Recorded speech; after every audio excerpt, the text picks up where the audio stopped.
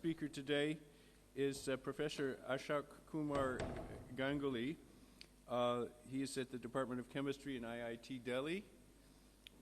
He got his PhD in the solid state in the IIT Bangalore in 1990 in the area of thallium-based high-temperature superconductors, for which he got the Sudbury Medal.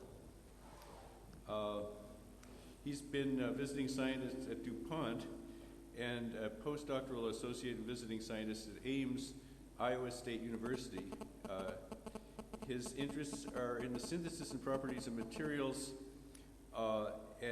such as dielectric and superconducting oxides, quaternary chalcogenides, polar intermetallics. Oh, I'd like to find out what that is. I studied chemistry at the beginning of my career. And nanocrystalline materials. Very glad to be here, and I was called by Prem Kalra of IIT Delhi, and I couldn't refuse him, a very good friend of mine. So I am here today to talk to you on some material aspects towards nanotechnology, and try to give you some idea about how it can be used towards nanocomputing, because this meeting is on quantum computing and nanocomputing.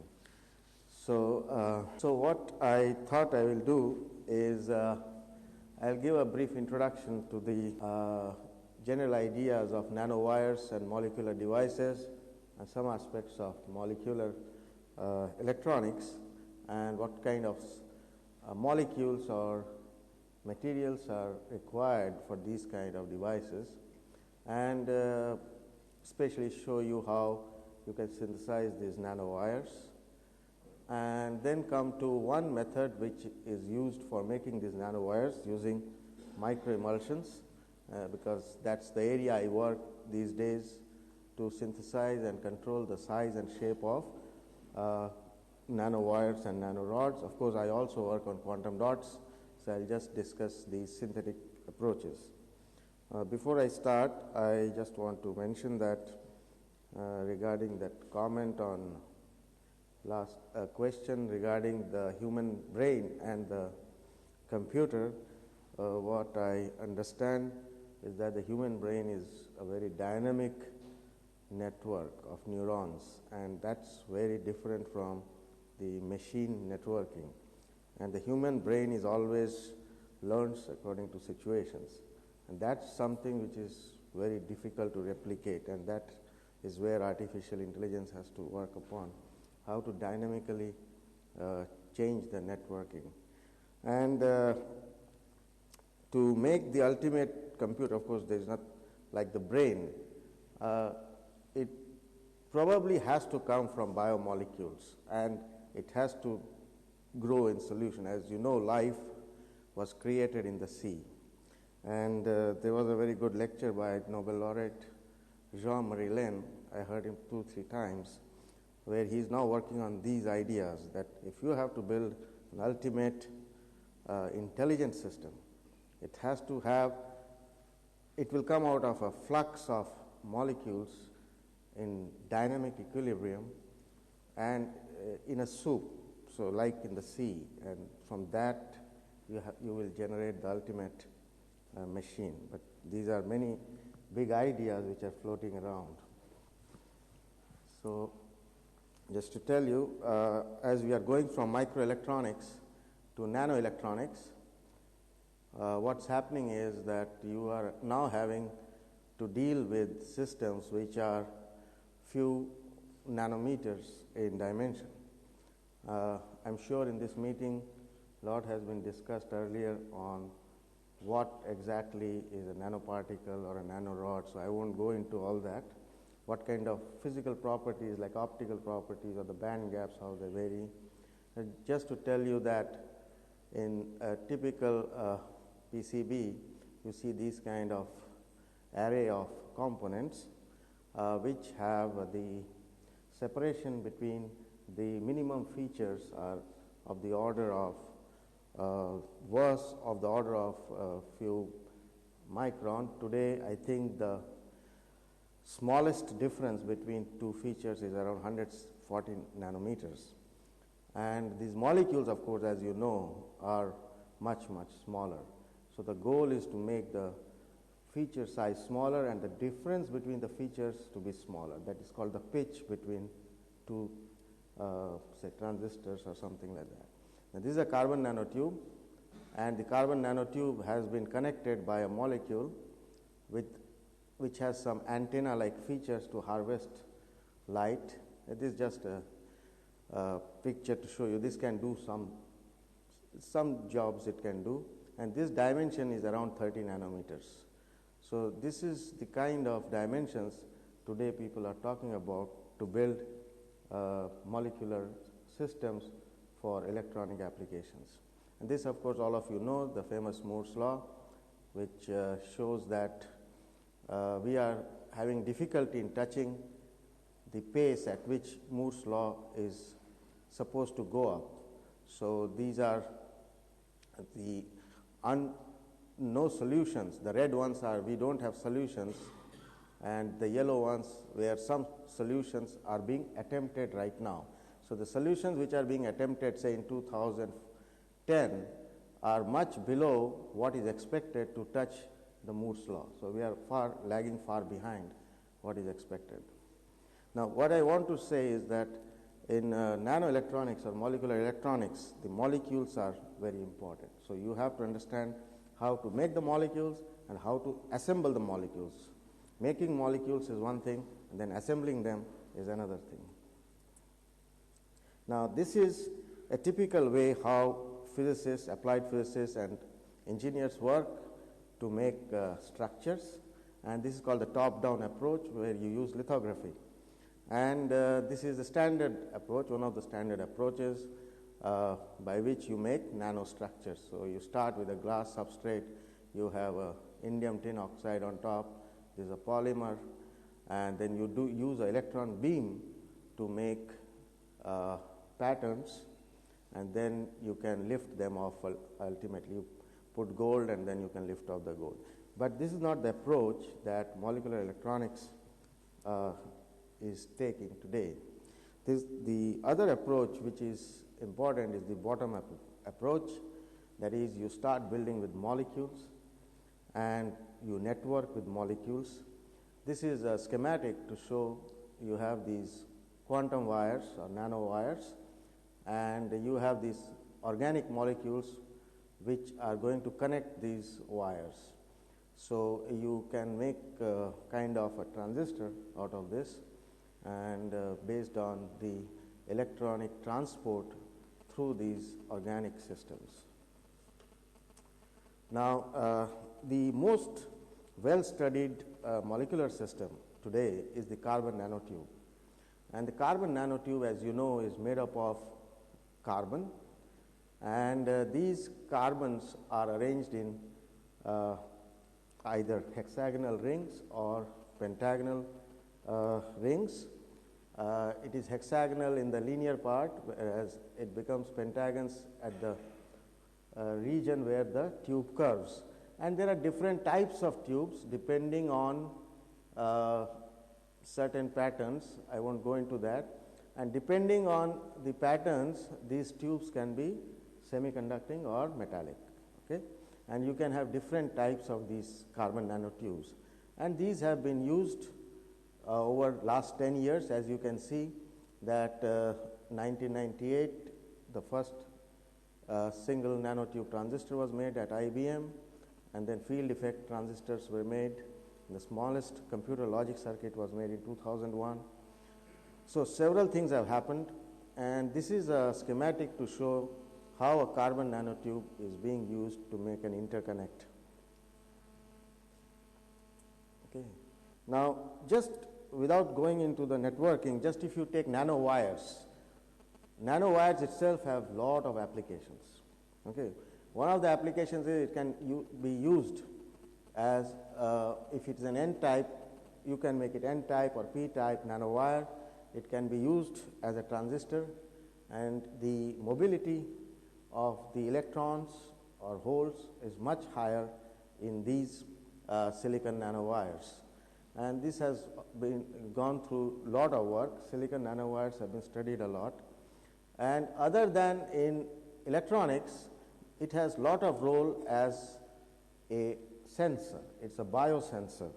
And there is lot of work on silicon nanowires, how you put on the nanowires some antibodies and you can detect viruses and other pathogens, etc. The conductance of the wire, what you do is you measure the conductance of the wire with the pathogen, without the pathogen, and that gives you a signal. It tells you, and this pathogen is very specific. So you have some antibodies on the nanowire, it will bind to a specific pathogen, and so it is very selective. So it is a very good biosensor. So these nanowires or quantum wires are very good biosensors apart from their use in electronics. So this is another example. I just want to show you that it has been used, silicon nanowires has been used to detect proteins, DNA, lots of things. I won't go into that, just to give you an example. What I want to show you is in electronics, people have already made different types of nanowires. This is silicon nanowires, and it has been grown by the standard. This is a very standard technique of growth of long crystals. So earlier people used to make large crystals of silicon to make single crystalline silicon wafers, and nowadays people are using the same technique to make thin wires. Instead of making large crystals, have the diameter very small but very long wires. And these are TEM pictures to show that the wire is very uniform by this method. You can see at one end it is 33 nanometer, and I think on the other end it is 32 nanometer. So you can precisely control the diameter of the nanowire by this standard vapor liquid solid method. And this is a very old paper which gives the mechanism of this growth of wires, or you can grow cylinders if you want of single crystalline silicon, where you have a substrate, silicon substrate, and then you have a gold silicon liquid alloy, and then it is grown slowly. So there is a vapor on top, right? So there is a vapor, there is a liquid, and there is a solid. So that is why it's called a VLS method. And this paper is in 1979, Applied Physics Letters, where it was shown, the mechanism of the VLS method was shown. So the same method is being used now. So instead of making large crystals, which was the aim those days, today's aim is to make very thin fibers of the similar materials. Now this is more recent. This is the work of James Heath at Caltech, I think, and this is the modern technique of making nanostructures, where the technique is called the superlattice nanowire pattern transfer technique. And in this example, what is shown is you have a gallium arsenide substrate, and on that gallium arsenide substrate you have some aluminum gallium arsenide semiconductor, and then you etch it. You etch it in such a way that part of it goes away, so the top part is exposed, and then you can remove that gallium arsenide by some chemical methods, and after that you basically can transfer it, you can on a silicon substrate. Okay, so basically what you are doing is you are making a lattice, you are designing a lattice, and you are transferring it on a substrate. That's why it's called a superlattice nanowire pattern transfer. So these wires has been now transferred onto the silicon wafer, which was at the bottom. Okay, in between there is a epoxy resin which can be burnt away. So this methodology is very popular today to make fine wires of metal or silicon by which you can make interconnects.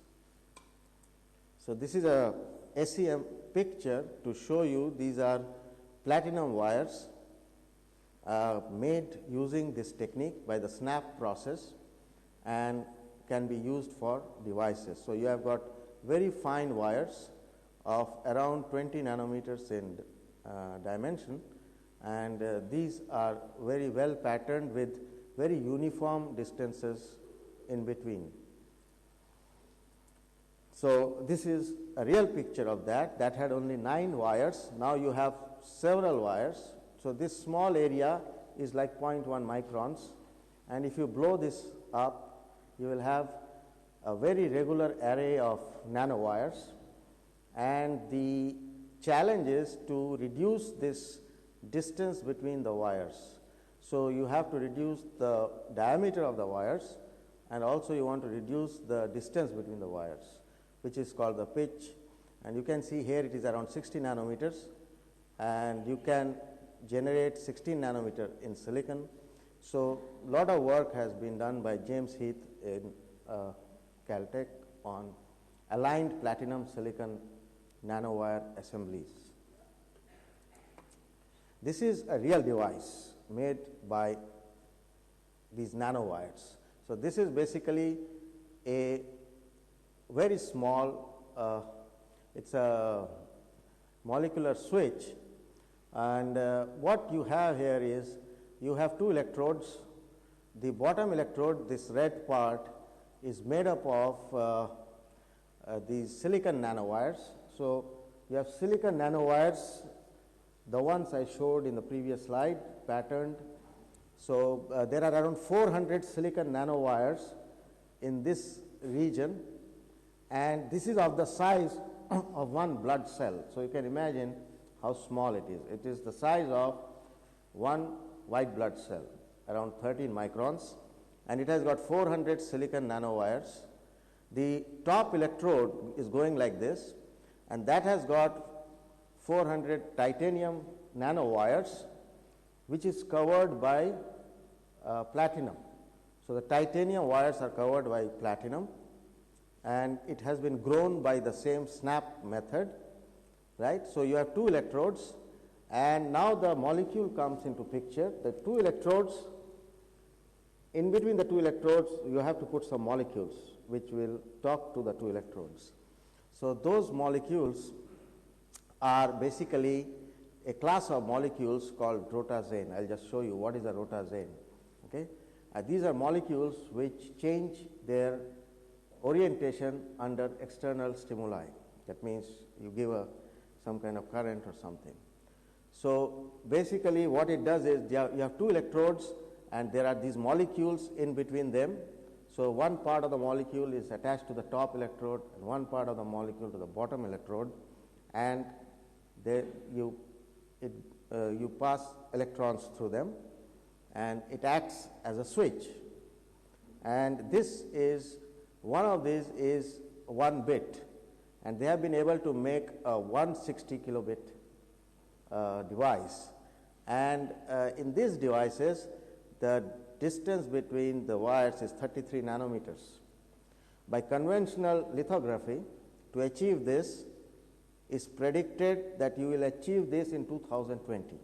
So this is a great jump in technology by the solution or molecular method. Okay? So this is a rotazane molecule. It's not very easy. It's very complex, means to make these molecules and put it between the electrodes. So this lot of work. So this is a rotazane molecule. So the top, I showed you 2 electrodes. The top part is the platinum titanium nanowires, that electrode going linear. So one part of the molecule is designed that it will tether itself to the top part. So there is something what we call, there is a hydrophobic end. Okay, in chemistry, hydrophobic means something which does not like water. So it doesn't like polarity. Okay, and the other part is hydrophilic. It likes silicon. Okay, so the hydrophilic part likes silicon, and the hydrophobic part likes titanium. That's how you design it, and this molecule then fixes itself like this. Now, what happens is when you pass a current, that is when an electron goes in, this is the mechanism, and this is a slightly different molecule related to this. This is a linear molecule, This you can see it's not linear, but it has similar features. You see there are these blue ones. This is called a cyclophane, if there is any chemist here. This is called a cyclophane molecule. And this cyclophane molecule you can see here, the black ones. And the linear part here you see is actually also circular. So it's like two rings, one going between the other. When you pass an electron, what happens is that there is this, what we call a TTF molecule is embedded. You see this 4 sulfur atoms, it's called tetrathiophenylene, okay, TTF molecule. This TTF molecule gets charged, okay, when you pass an electron. The moment it gets charged, you have you take out an electron. Here you are minus electron, so it becomes positive at one end. When it becomes positive, the other molecule has positive charges. You see 4 positive charges. So it doesn't like that positive charge. So it pushes this molecule out. So what happens, there is what we call a circum rotation. The molecule rotates by itself because of electron transfer. So this is like an actuator. Okay. So the molecule rotates and this part comes out. Now it was inside, it has come out. Okay. So here what it does in this device, because it is not circular, what happens, this part, when it loses an electron, it becomes positive, it repels this part, the blue part, and the blue part translates and comes down here. So it moves here after it loses an electron. When it gains an electron, that part from here it will go back there. So it will go this movement of up and down when electron comes in and goes out.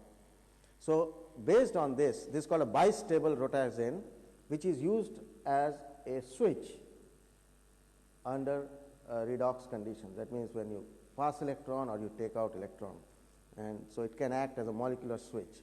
So the chemistry was done in 2000 in this system, and they took the idea. In 2007 they made this device. It's published in Nature in 2007. Now this is another system which a lot of people are working. DNA has now become very cheap. Any lab in India can also make DNA very easily. And DNA has a lot of interesting things because in DNA, as you know, DNA is deoxyribose nucleic acid. It's part of our human body. It has got certain kind of addresses which can be recognized. Okay, so there is something called complementarity in DNA strands, which device people are making use of it. Okay, so let me tell you what Tom Maluk at Penn State does. Okay, he is also a very good molecular chemist working in molecular electronics. You want to bring in wires together, because ultimately in a device you have to have a lot of networking. So how do you bring wires together which are of the size of nanometer dimensions? So one way is you have these metallic wires. This metallic wire, suppose this is any platinum wire or titanium wire, part of it you add gold, because gold has a interesting ability to bind to DNA. So you coat gold and use a DNA with a thiol unit. SH group is called a thiol, like an alcohol has a OH group in chemistry. So this sulfur of the thiol group will bind to the gold. So what you have done is you have brought one DNA molecule on top of the gold surface. Then what you do is you have other rods or other nanowires which has the complementary part of the DNA. When you do that, the other wire will come close and bind, and it will form a double helix. You see, this is a single strand DNA, and when it binds, this lower one binds to the top wire through the DNA molecules, and the single stranded DNA now become double stranded DNA because they are complementary, so they bind. So this is one way of bringing nanowires together using DNA as a mediating agent. So, because DNA has this complementarity and DNA can be thiolized and hence it can be attached to gold wires. So, this technique is also very popular. Now, if you want to assemble wires like you want to have 90-degree network, one layer in one direction and you want to make a pattern above another, then you can use another technique which Charles Lieber at Harvard has done. You have a typical PDMS, it is a polymer, very standard polymer with device people, and you make channels in them. That means already you make some channels using some method in a the pattern should be the way you want to design it basically. So, once you make those channels, now you put a solution having all your nanowires. Now, there will be millions of nanowires, they are all in different directions. So, how do you orient them? So, what he uses is he passes a flux of fluid and this fluid is ethanol. So, when the fluid flows, it aligns the nanowires into the channels. So, you get an array of nanowires in the grooves which was already made in the PDMS mold. Okay? And then you put another PDMS mold on top of it and flow the liquid perpendicular to it. So, now the nanowires will form a 90-degree intersection with the previous. So, that is how now you have a pattern and you have a lot of points which are connecting. So, you have now a lot of metal wires intersecting each other. Now, this is a technique by which you use a template to make a wire which can be conducting. So, you start with a template. The template can be a carbon nanotube. That is the simplest template you can choose. So, you have this carbon nanotube and then you do the chemistry on the carbon nanotube.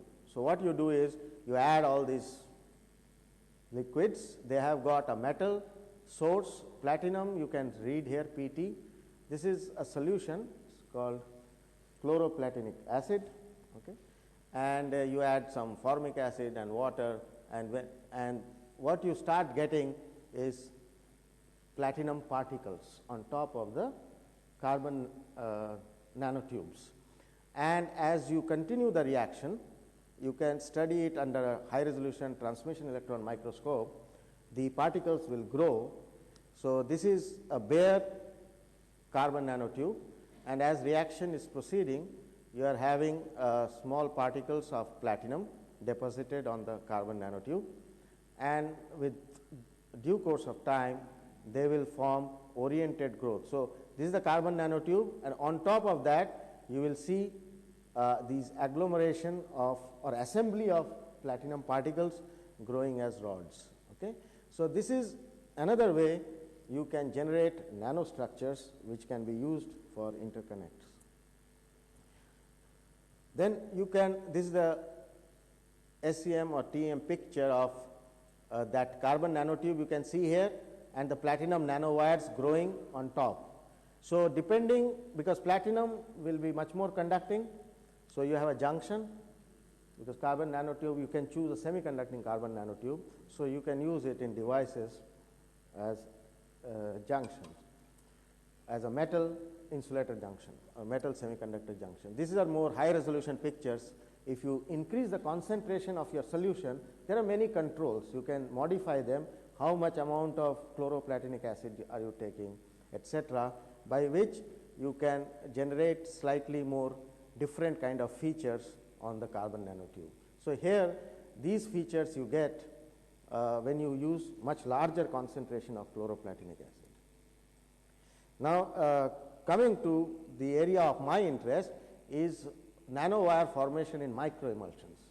So, I will just tell you what is microemulsion a little later. Basically, you can see that there are some hair-like structures. These hair-like structures are nothing but these are some carbon fibers, long chain carbon fibers, and these carbon fibers at their end have some kind of a charge, we call it a polar head, and they form lots of different structures. They can be spherical, they can be lamellar, they can be worm-like. These are called worm-like micelles. Okay? I don't know whether some worm-like here. So it depends on the concentration of different chemicals that you have taken. To make one particular solution of a microemulsion, you need 3-4 components. Okay? You may need alcohol, you may need alkane and some water, and the thermodynamics will make the molecules align in a particular fashion because it has to reduce its energy, right? So depending on the nature of the initial molecules that you take, you will get different types of structures. In this case, it's like a worm-like micelle. It is kind of not allowing the particles to grow freely. It is channelizing them in a particular fashion. So all the platinum is growing along a particular direction, and it forms this kind of Y junctions. In today's world, these are called Y junctions. Okay? But you can get linear nanowires or many other things. So this aspect, now I will discuss further, that using microemulsions, what all things you can do. So I will go into detail in these kind of things. This is just an X-ray to show those are platinum. This is a SEM picture of those platinum nanowires. Okay. So let me come to microemulsions, which is what is a microemulsion and how you grow particles. The aim in nanoparticle synthesis or nanowire synthesis is you should not allow the particle to grow or aggregate. Then it will become a micron sized particle, right? Then, so you have to restrict the growth of the particle. And to restrict the growth of the particle, one of the best methods is the microemulsion method, which I just gave you an example. So what is a microemulsion? If you take any two liquids which are immiscible, like oil and water, they will not mix. But then you add some surface active agent, in chemistry we call, or in chemical engineering, and this surface active agent job is to reduce the interfacial energy between the non-aqueous medium and the aqueous medium. If you shake two liquids which are immiscible, they become miscible for some small time till you give the energy.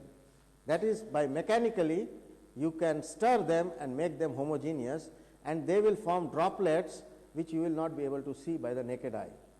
Okay? So these droplets you can't see with your naked eye, only under some kind of a freeze microscopy or something you can freeze these things and see, but you can't see them. So this are transparent, it becomes transparent, but it will not remain transparent the moment you remove the energy, right? But if you use a surfactant, which is a chemical substance which provides that energy or which lowers the interfacial energy, so you don't need to provide that energy, you will get these kind of spherical things, and actually they will be much smaller, and so it will be transparent and it will be stable since they are very small. So it will not come back to this mixture in the presence of the surfactant. So that's the whole game of microemulsions. That is, you try to make structures in a solution. So you have, in this case we are making spherical structures, but with proper choice of surfactants you can make lamellar structures also inside the liquid. So once you make these structures, they act as templates.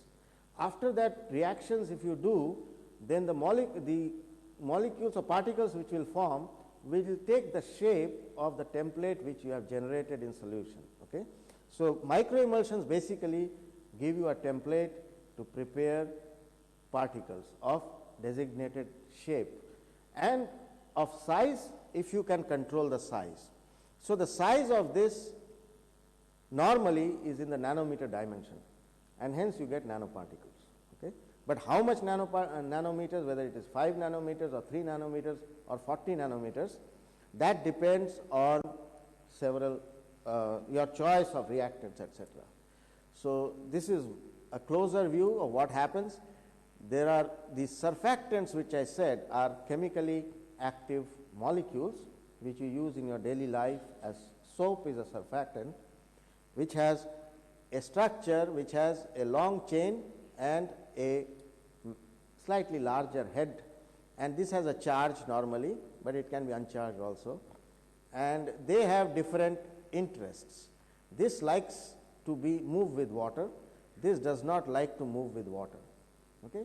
So, they have different behavior. So, what happens is this molecule is always at the interface, because half of it is in water, half of it is outside water. So, it likes to be at the interface, and that is why it lowers the interfacial tension of the liquids.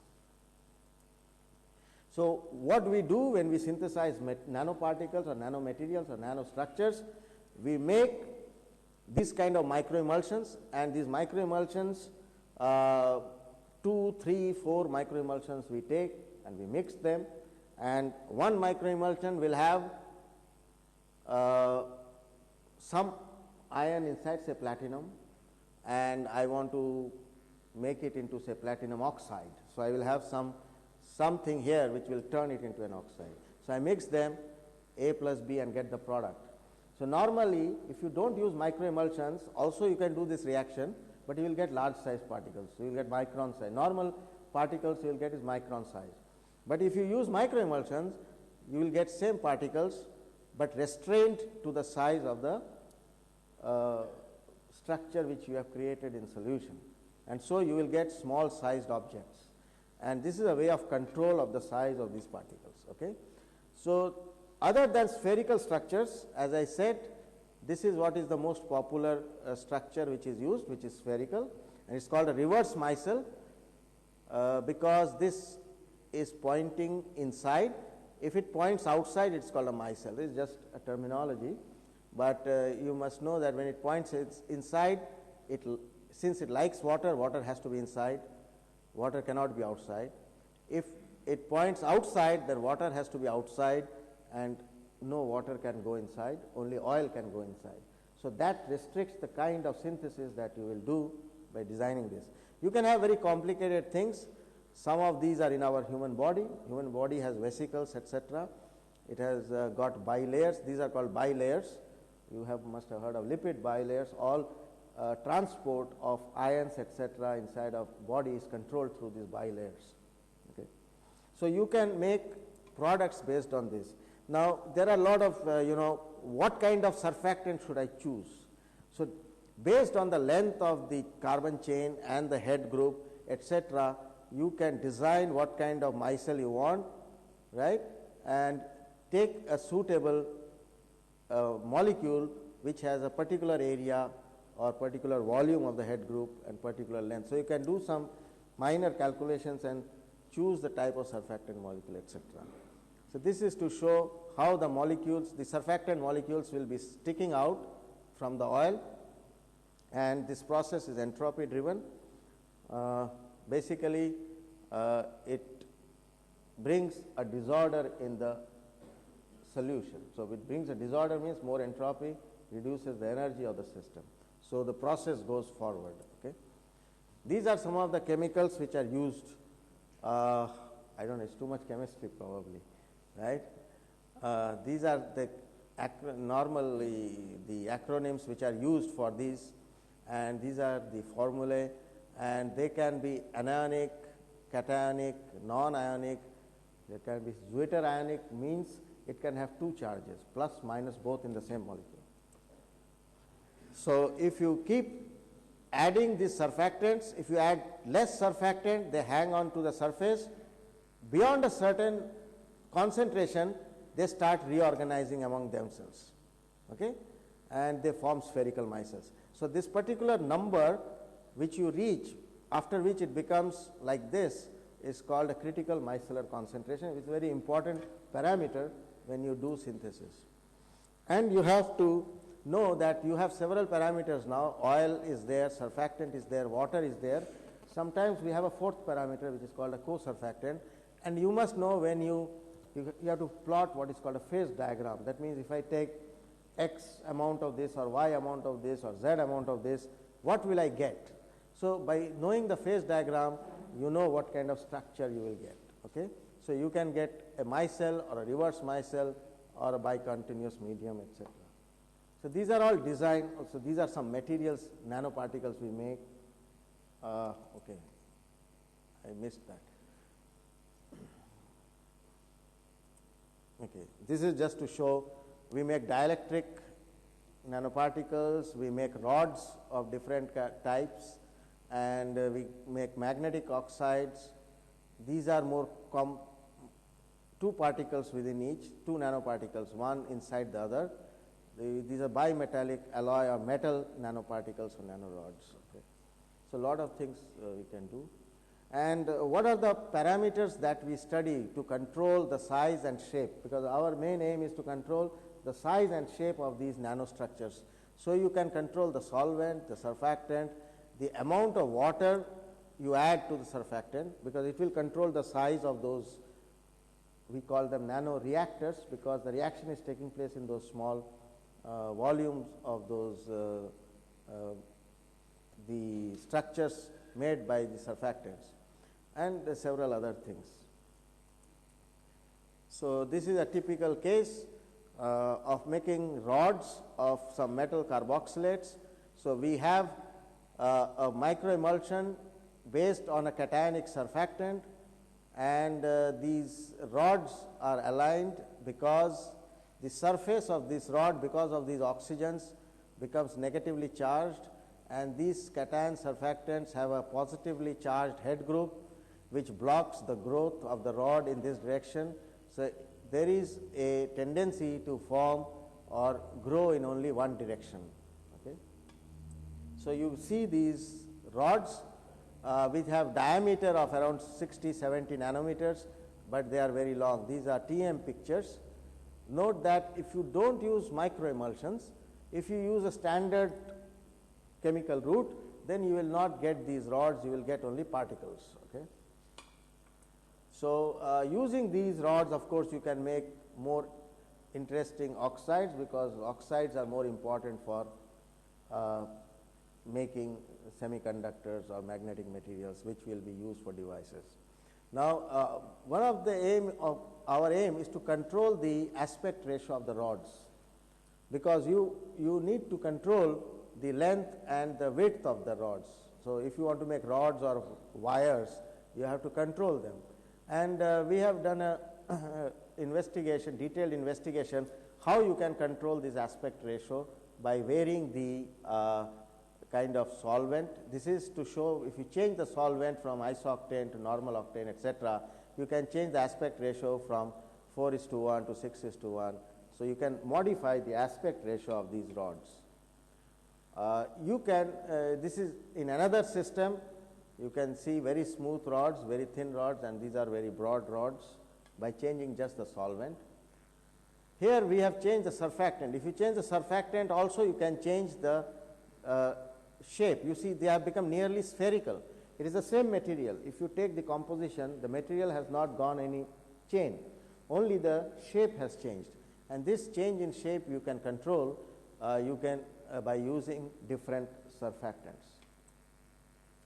This is again another case. You can go from a rod, same material, you can go from a rod to a particle to a cuboidal system.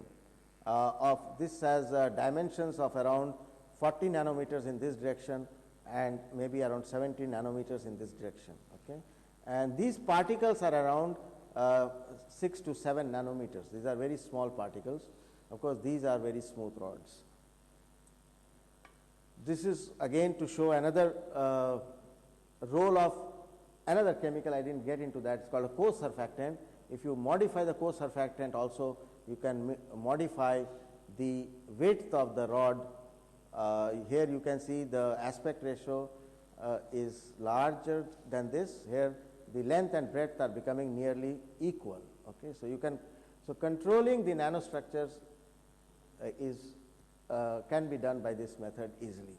This is again by changing coarse surfactant, you can go from longer, higher aspect ratio to smaller aspect ratio. So, I will not go into this is more chemistry. Why does the aspect ratio change? That question. So, that depends on what is called solvent bulkiness, the size of solvent, what is happening. The solvent is interpenetrating into the spherical geometry, and all these studies you can do by some dynamic methods like spectroscopy, etc. Okay. So this is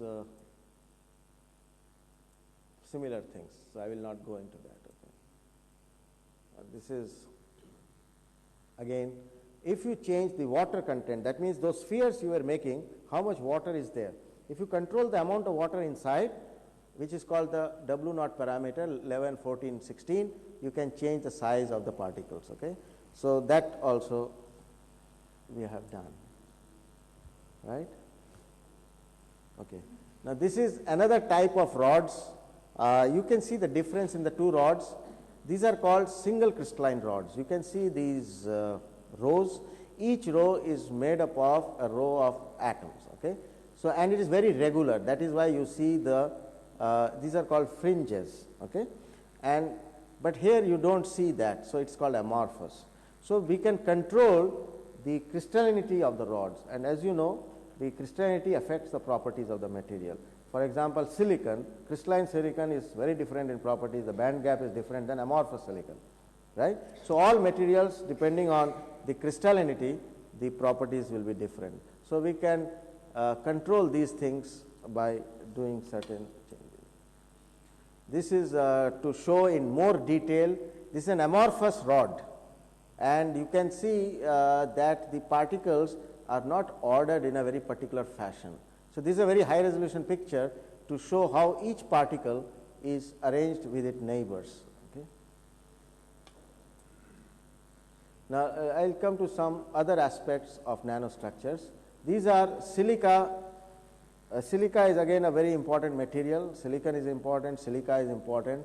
So, by different routes, we could make you can see very uniform silica particles. Okay. This is commercially available nano silica from a multinational company, but you can see our particles are much better than this. And of course, by modifying the procedure, you can get a very different morphology of silica. This is like spindle like silica, etc. Then what we do, this is some work we are doing to put the silica particles on a nano rod. Okay. So, what we do is we make the silica particles and functionalize it. That means on top we coat with something which can react to something else, so it can bind. So, here we have coated with amino acids. Okay. Amino acids, as you know, is the basic building block of proteins. So, it has connection with biology or life sciences, right. So, you have these silica nanoparticles coated with amino acids, and those particles are then put on the nano rods, which we have shown earlier. So, now we have a system of nanorods on which you have silica particles which are coated with amino acids. So, our next game is to attach or see how these amino acids, because you know two amino acids bind to each other to form a peptide chain like to make a protein. So, can we, if you can bind this amino acid to another amino acid of a neighboring rod, then you can bring the two rods together. Okay. So, that is going on. This is another aspect of nanometals or nanoalloys, similar process of synthesis using microemulsions, and I will not bore you. These are type of nanoparticles you get. You can get pure copper, you can get pure nickel, you can vary the ratio 1:3, and you can, this is a high resolution picture to show that the particles are very, very small. Maybe this is 2 nanometers. So, this particle may be around dimensions of some 5 nanometer dimension. Okay. And this you can vary the composition easily, and by varying copper nickel ratio, you can vary the properties of these materials. Okay. I am not sure. Then you can also make in copper cobalt, you can make copper and cobalt one over the other. This kind what we call a core shell structure. You have a core of one metal, on top you have another metal, and this is of the order of maybe 80, 90 nanometers, this is large. However, if you change the procedure, you will get copper and cobalt separate particles growing on each other. Here it is one particle growing on top of another, But here you have like a composite, both particles are growing together. Okay. So this is what I was telling is the core shell structure, and this has lot of importance in many applications, because you can have a core which is magnetic, you can have a shell which has optical interests. So you can have two functionalities in the same particle. Okay. So these are some other examples of core shell structures. You can see the contrast in the high resolution TEM. So you may have one particle and then another particle, and depends on what is your aim, you can choose different type of core shell type of structures. Okay. Right. This is a very important material. Cobalt oxide is a magnetic material, and we have covered it with silica because we want to functionalize the silica for some purpose. Right. So let me come last 5. I have 5 minutes. 10. How much time? 5-10 minutes. Okay. I will talk little bit about dielectric nanoparticles because a lot of engineers are there. So as you know, dielectrics are very important, and barium titanate is a very important dielectric material for multi-layer ceramic capacitors. And this is a multi-layer ceramic capacitor where you have barium titanate and then you have got metal layers embedded inside. So if you take a cross section of this in a SEM, scanning electron microscope, this each layer is of the order of 0.9 micron. Now the game is to lower this thickness. Okay. So if you see that in devices, the current feature size, this current means this was 2007 January, that was 140 nanometers, and the aim is to make it by 2014 50 to 70 nanometers. So how do you go about it? The way to go about it is either to work on the electrodes which are in between them, or work on the material which is the oxide material, or which is the dielectric, which is barium titanate is the well known dielectric, but you can have strontium titanate, other materials, right. So if you want to make thinner layers, you have to work with small particles. So nano particles or dielectric materials is very important, right. So miniaturization of MLCCs, you have to reduce the volume, and there are lot of things you can do, but the cheapest thing that you can do is to reduce the size of the particles of the dielectric. But there are other things also you can do to miniaturize these MLCCs. Okay. So we have done a lot of work on making nanostructured dielectric oxides using microemulsions, which are also called reverse micelles. So we use a solution of barium, titanium, barium. We have developed some procedures by which we can get these nanoparticles. This is earlier I showed you 2 microemulsions, now you need to have 3 microemulsions because you have barium, titanium and oxygen. And so there is a protocol to be developed how you get these particles, and then you look at the TEM, etc. You prove it is nanoparticles, and like that we make host of other. These are all dielectric materials, and some of them are very single crystalline. Single crystalline means each particle is purely crystalline. It's ordered arrays you can see, and sometimes you get polycrystalline, sometimes you get single crystalline. Okay. And these are among the well-known dielectrics which are already used in industry. So we just made them in the nano dimensions. Okay.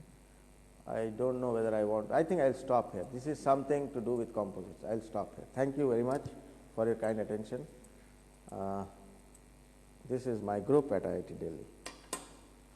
I really enjoyed some of these, many of the images you showed, of course. One in particular with this, was it a carbon nanotube connected to 2 platinum electrodes? Mm-hmm. I forget which research group. I know it was part of the talk where you were giving it an overview. I think the first slide or second slide. Carbon nanotube connected to 2 electrodes. Yes. Maybe gold electrodes, is it? Particular one Platinum? I forgot. I was remembering was platinum. But you didn't show the electronic No. signature. Have people, so I know people Have to do studied these all those things, yeah. Okay. People have studied. That particular thing which I showed, they have done all the electronics. All right. But it's, you didn't The go- IV characteristics, etc., they have all done on that system. But I didn't go into that. Okay. Thank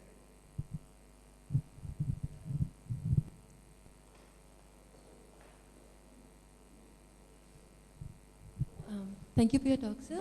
So I have two questions. One is that when you go from nanometer to micrometer dimension, From nano to micron, or micron to nano. nano to microns. Okay. So how do you take care of the tunneling effect or the quantum effect which should be there? You know? Quantum effects, as you know, is seen in nanometer dimensions, because for quantum effects, you have a size, so you won't see those effects if you go to micrometer dimension. And so how do you test it? How do you test? Yes, sir. Like when you're mixing different microemulsions together, or how do you decide on it? Or is it in a simulator kind of thing where you check? Decide on the solutions, or what? When you mix two microemulsions. How do you find out what is happening? Yes, sir. Okay, when you actually you get the particles, and then you have to do a lot of experiments, X-ray scattering to find the structure, then microscopy to look at the size of the particles, then you may do AFM, STM. If you want to do, if it is a metal particle, then you can do STM, measure the tunneling, etc. If it is a non-metallic, then you have to do AFM, okay, if it is a semiconducting or something, to look at the morphology and particles, etc. Then if you want to do properties, then you have to do, for example, you are interested in electronics, then you will do IV characteristics, okay, you will try to make a device and see whether it has a transistor-like properties or something like that. But if you want interest in magnetism, then you will study the magnetic properties. So it's a whole synthesis is only the starting, and then the game begins. Yes, sir. Okay.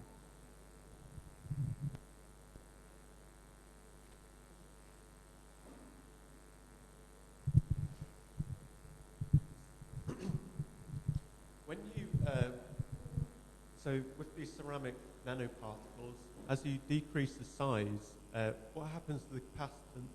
Capacitance. I mean, naively, one might expect that it will The, just the dielectric change. constant normally goes down, because dielectric constant is a bulk property. So the dipoles, the larger the dipoles organized, you get a higher dielectric constant.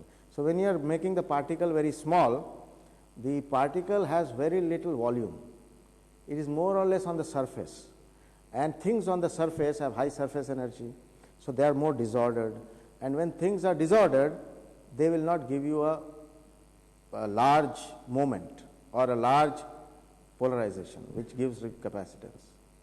So ideally, when you go down to small size, you lose the dielectric constant, it decreases, but you gain many things. For example, energy losses are reduced, bias voltage required is less, things for, I am talking of MLCCs. So are there any advantages to kind of choosing the kind of shape? So a lot of the particles you were showing had quite interesting shapes and sizes and Yes, so yes. forth. So can you choose a nanoparticle which has a particular shape which gives you an advantage in the dielectric? In dielectric properties, shape, I don't think I have done that. Whether it is, if I can get a triangular particle, for example, there are some particles you can grow as triangles, but normally you can grow as rods or cuboids or spheres. These are the common structures, but I don't know whether, I have not looked at it on the shape versus the dielectric constant, but I have looked at the size dependence, yes, but not the shape. I was just wondering that how you ensure the homogeneity of the preparation. Like suppose if you have to apply these nanoparticles for some application, because just the surfactant concentration regulation would suffice the homogeneity The homogeneity of the it is nano, yeah. of the nanoparticle, that Yeah, you check using X-rays. Once you get the particles, Now, you can only check the X-rays, but if you want to produce in the bulk amounts, how you will ensure that you are getting the homogeneity in the size or homogeneity in the structures? that's what. For What structure, you have to do X-ray, and for size, you can do many things. You can do light scattering, you can do TEM, Okay, that shows you the size. And if you want to do the structure, if you have two structures, for example, it will show up in the X-ray. I think she's asking not how do you diagnose the uniformity, but how do you choose probably. How do you make sure that it's uniform? I'm worrying about these capacitors having gaps and a breakdown because there's a missing nanoparticle. Yeah, because you know in the normal, I didn't get you. Yeah, like I'll give you an example. When we do the normal phospholipid vesicles or along with the surfactants, we make sure that the size of the preparation is homogeneous by filtering to 0.2 micron, 0.1 micron. No, this is a solution. So, no, that's also a suspension. But This is not a suspension, that's what I'm saying. A suspension is different from a solution. There is nothing suspended. When you make a microemulsion of this kind, it is a solution. So, it is homogeneously mixed at atomic level. That is, it is a solution, not a suspension. Okay. So, you don't have to filter through anything. Thank